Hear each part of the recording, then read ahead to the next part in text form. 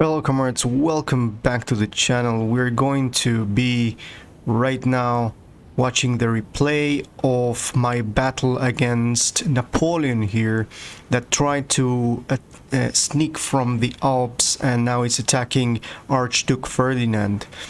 Before going into the battle, I'm going to do a little bit of interesting talk about what is the most interesting thing for most of us from this period, which is the beautiful uniforms that we got in this time period. So let's begin with the Grenzers. Here we see I am advancing these Grenzers over here in this is the left flank of the Austrians. And here we have the Grenzers. The Grenzers have the typical standardized shako of this time. We see here the commander of the regiment. Now, it's going to be important to note how commander of regiments here are going to be from the perspective of the Austrian Empire, are going to have this yellow sash, which is going to represent everyone that is going to be in command. Then we see the traditional Hungarian trousers with normal shoes, and the Grenzers are going to have this brown jacket plus the shako, which is going to be characterized for this light infantry regiment over here. Here we see the Uhlans or the Lancers. I'm going to zoom in a little bit and you can see the characteristic and traditional difference in between this hat and the shako. This is the traditional chapka of the Polish areas. So this is very, very nice chapka from the Polish units. Down here we are going to see we see the Hungarians, as I mentioned before. The way is being differentiated here in this game is that they have a double golden line here in the shako. They have traditional, you see, traditional Hungarian trousers, and of course this is not exactly accurate because most of them would have here a big plaque with the name of the emperor, which definitely is missing here, and they as well will have the pompoon here, but to be honest, they are very, very nice represented here. Then we have the traditional Fusiliers of the line with the gaiters here. This thing is called a gaiter, which is going to kind of protect the leg of the soldier, and then the normal shako with nothing fancy on it. White uniform, which was not exactly white. It was some sort of almost white, but not exactly. And yeah, here we have the Archduke Ferdinand with the traditional bicorn hat. This one here is called the Roman shako or the Roman helmet. This one here over here, which has this characteristic crest. Then normally the chief of staff, generals, and high-ranking officers will have these red trousers, and because they are cavalry, they are going to have tall boots, and the yellow sash representing the commanders. So here we see that the French, they have the traditional line infantry, which they are going to have, some of them are going to have epaulets that are representing commanders on the regiment. The other guys here don't have, but they have ranks on the sleeves. which is all as well normal. And over here we see the National Guard, Old Guards, which they are going to have the more elaborate bearskin shako, which is going to give them a little bit a characteristic look with tall look actually. And then we see that these guys have as well these gaiters here, but they have white gaiters, and they have even red epaulets. Okay, so let's get on with this and let's see the development of this battle, which was very difficult. Now their artillery is trying to hit my commander here. So I'm going to advance my line over here slightly to start shooting at them. Let's remember that these guys have very good artillery, and I need to negate the artillery if I am to win this. As you can see, I'm not moving the general here because the general is a little bit protected with this hill here, and then the fight begins. And here we have Napoleon himself. Let me zoom in a little bit and pause. Where is Napoleon here? We can see the star of the game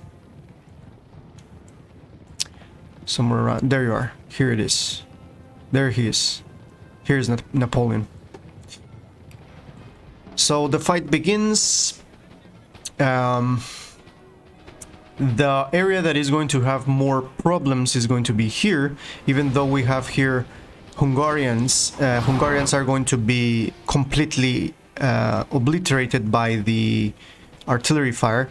However, you can see here that I have reinforcements coming in from behind.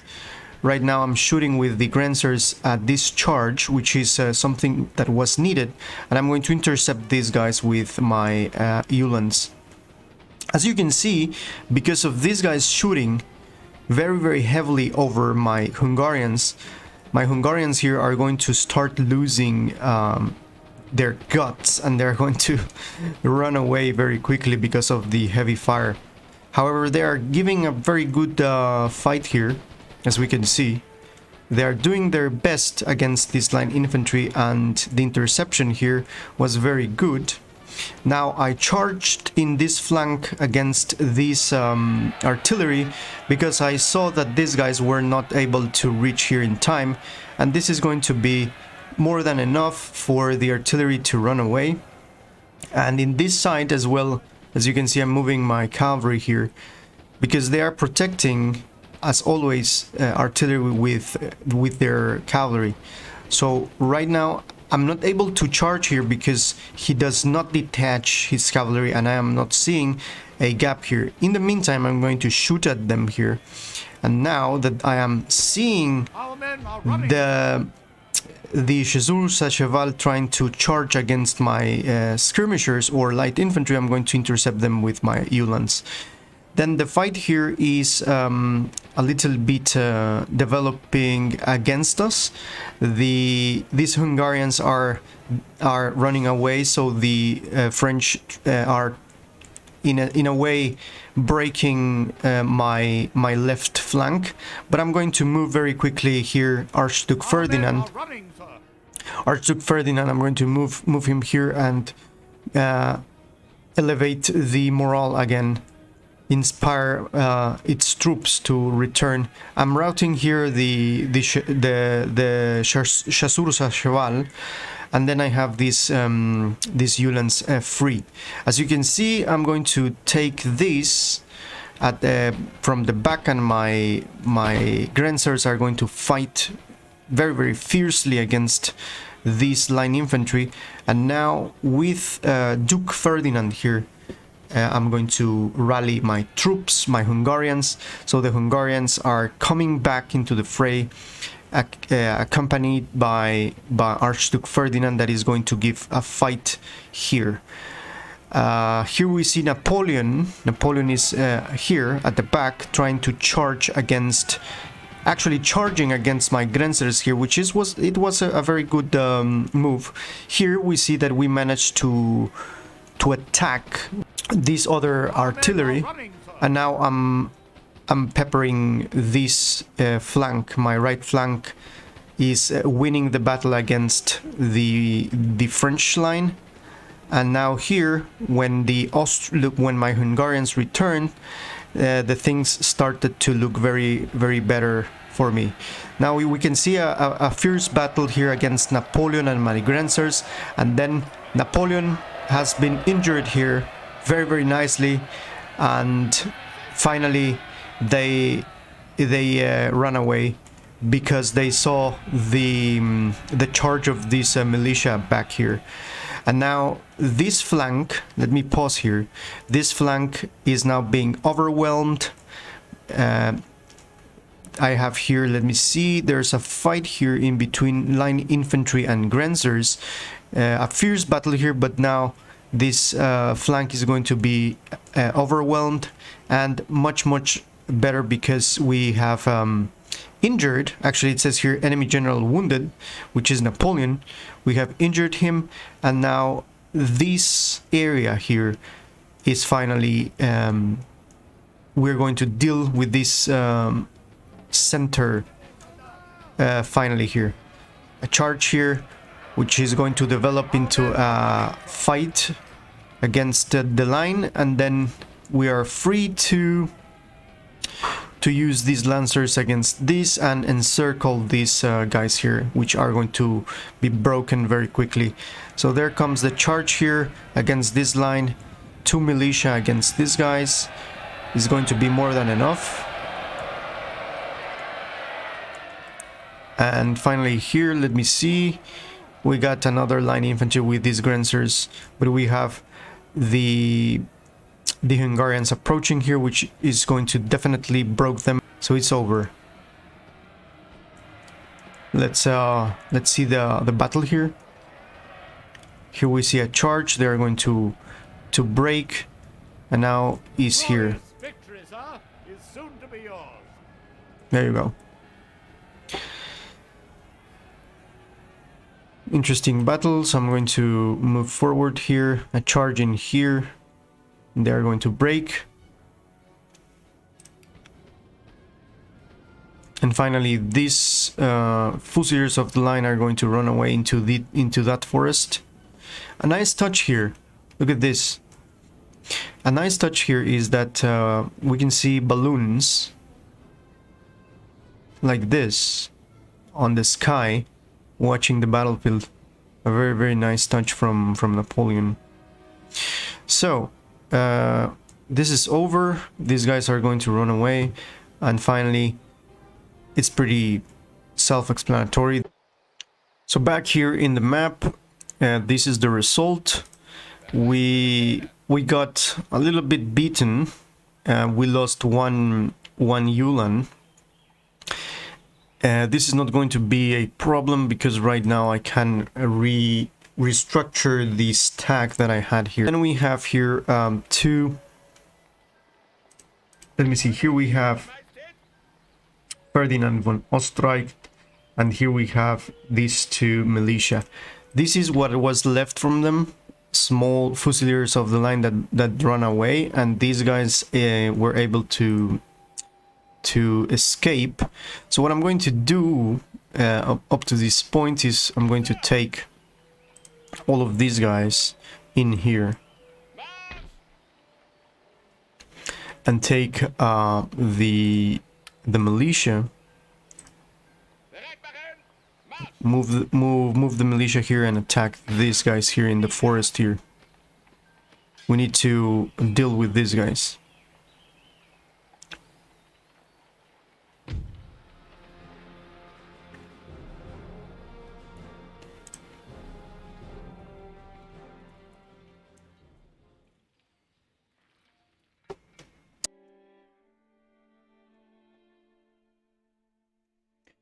So because I tried to request peace after this battle and they decline the peace agreement, I'm going to try to do my best to deal with this situation. So I'm going to send these two militias here. Now let me see. Yeah, this guy is going to shoot at my general. So I need to move my general here.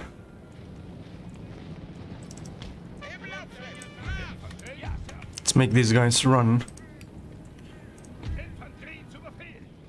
So I'm going to put these guys here.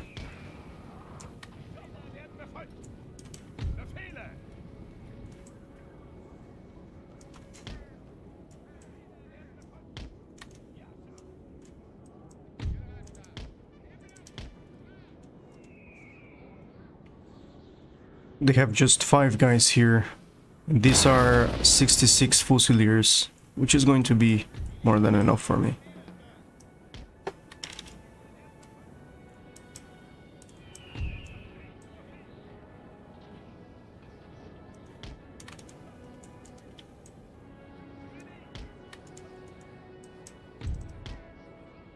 Okay, here we are. You're not going to do it, my friend. Let's try shooting at these guys here. I know it's a very, it's not near, but we need to fire right now. And then take these guys out from combat.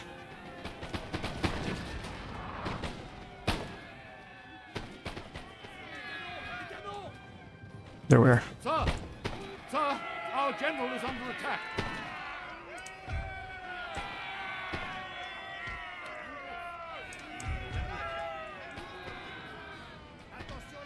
Let's put this guy here.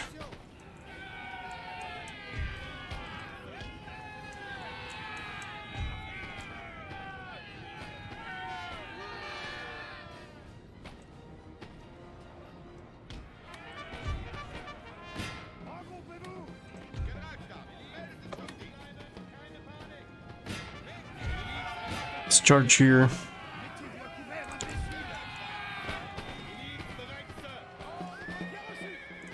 Okay, that's it.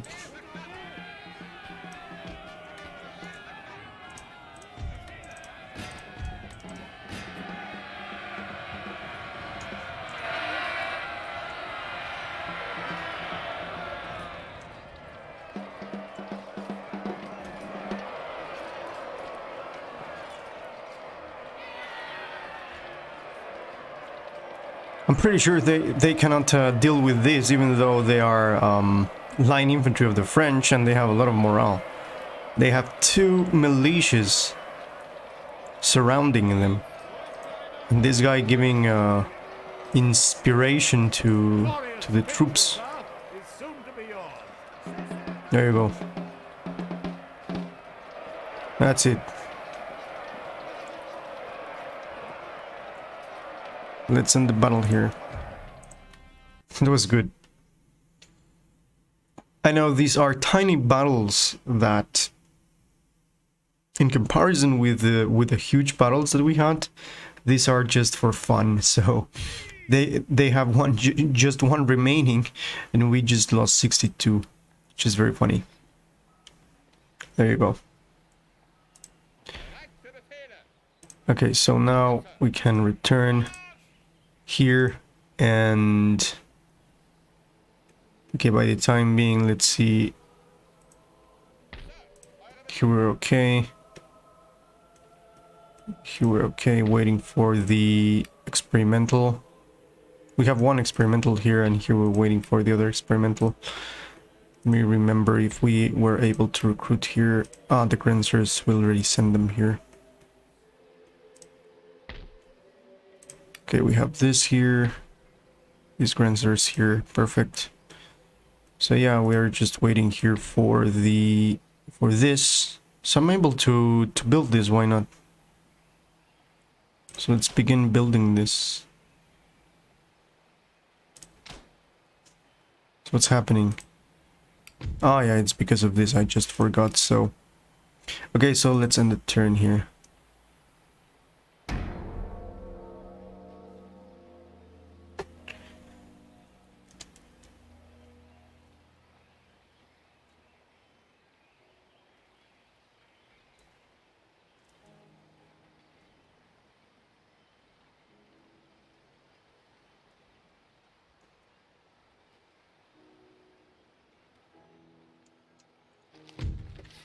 a merchant house building. What was it? Building here. We can do a banking house. Now this is going to boost very high the amount of money that I can get. So I'm going to do a banking house, another banking house here, which is going to be very important. This doesn't give penalties, so that's okay. And then we wait for 2 turns to that to complete. Let's return this guy here. Okay, there we are. Okay, good. So let's see here, the army here. I'm going to move this guy here. Now let's see if we can do, if we can deal with the French right now. Where's Napoleon? I'm going to send this guy here. Napoleon should be again here, somewhere around here. I think he's here. In order to be seen up to this point. So let's talk with them.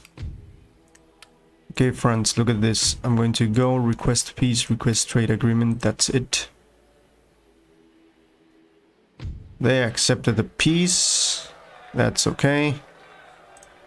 They right now understand that we have the upper hand, actually. Okay, now this is going to give me a little bit of a respite in the terms of what is going to be my next move. So right now that I am at peace with France, let me see, what about Spain? Still allied with Portugal. Interesting thing, and France is at war still with Russia and Great Britain, so it's going to be a little difficult to make them request an alliance from them. Okay, so what I can do here to harm, we could do this. So I need to make the Spaniards harm the relations with the French. Okay, let's see. Let's continue here. I believe that the next turn I'm going to get the general staff, which will allow me to build the last tire building on the barracks. So that way we're going to be able to recruit Archduke Ferdinand cuirassiers, and that's going to be very good for our nation top gallants and join war against France. I don't need this, and I don't need this. I'm going to join war against France if you give me this and this. That's it. What do you say? Yeah, of course they are not going to accept. Against France, no need. Okay, so alliance broken in between Spain and France. Well, actually, that is a good news. These are good news. There are no more allies. Again, they are at war with Russia still. Well, that's very interesting indeed. This means that for some reason Great Britain has something to do with the alliance being broken with these guys. Now let me see, if I go here, I cannot request alliance because they are at war with Russia. If I break alliance with Russia, then I'm going to be able to make alliance with Spain. We have good income here. Trade gain, Emil Jung, he gains the friends in high places because he is doing the spy network here. Okay, so far so good. Let's see here. So now I can go here to Austria and start building this. Let me see. One more turn. Okay, that's okay. We'll wait for one more turn and we're ready for that. Here we need one more turn. And yeah, finally we're going to be able to do things like that. So let's see. Let's assassinate a guy here. Let's assassinate this guy. There's a lot of gentlemen here. Okay, assassination success. The more we do this, then we're going to level up this Frederick Ratzlaff. He's an assassin. The more we do this, we're going to hamper their technological research. Okay, so now let's end the turn.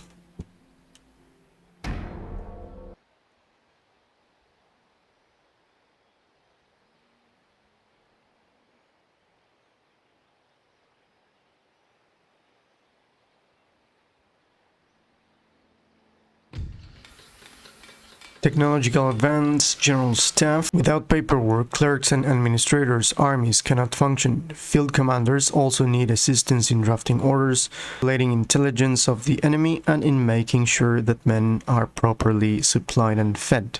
A general staff is made up of relatively junior but trusted officers who can act as the eyes and ears of their general, and when occasion calls for it, make sure his orders are delivered in a clear and prompt fashion.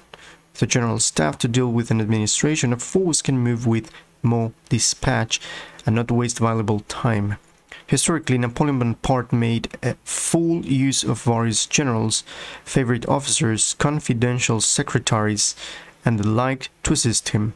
Louis-Alexandre Berthier was Napoleon's chief of staff and highly favored by the emperor because of his diligence in making sure orders were obeyed. After Napoleon's abdication in 1814, Berthier made his peace with the new King Louis XVIII.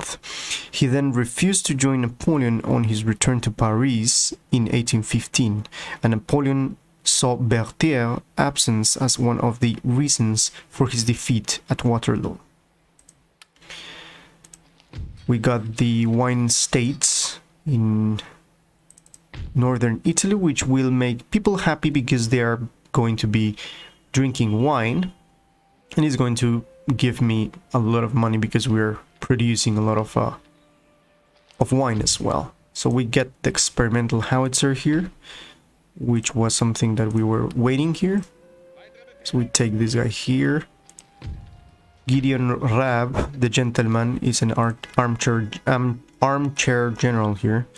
So now with that, I can go and do this. Why not? Mass production is going to give this. I'm gonna go for this. Yeah, definitely, because we have the experimental howitzer, and that uses. We have the howitzer that is going to use that. So let's move this guy here in the north, or at least into these mines. It's going to be better, because if we are to fight the Prussians, we need to be ready in this area, then here in this area, and here in this area. The thing is that I need another army, which is this one, to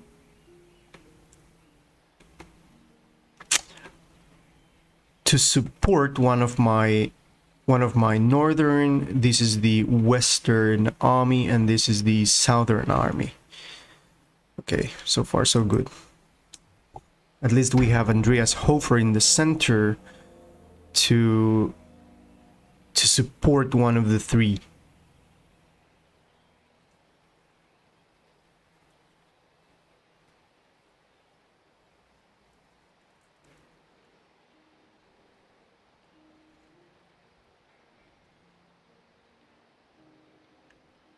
Because of the last turn, I forgot, I think, to build the general staff. General staff allows me to unlock the recruitment of Archduke Ferdinand Cuirassiers and Windbush Jaegers. So we're going to do that. We're going to go for that, and here we can still What do we got here? Okay, we need to find a way right now to continue building up the economy. I think that is going to work. Then a mine here, I don't think. I think I'm going to go for the commercial port here in Trieste. And let me see if I can... We're okay, 5 turns for wealth generated by mines. Let's end the turn.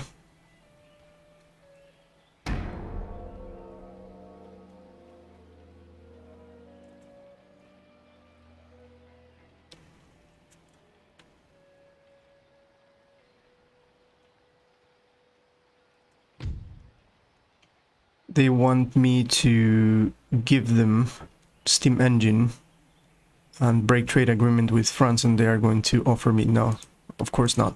It's too low. They want me to give them joint stock company and break trade agreement with... They're going to offer me fleet technology, which I'm not interested.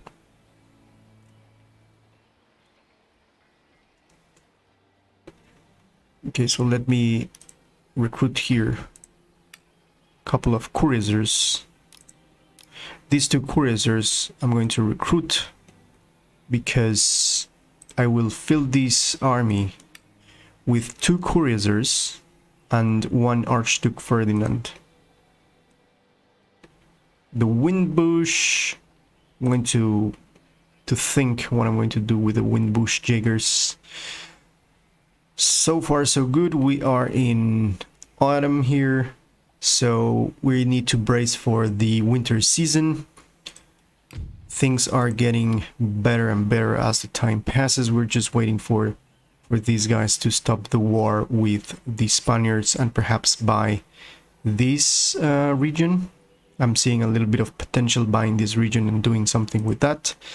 Apparently the Prussians have stopped their expansion. I am trying to get a little bit of money here in order to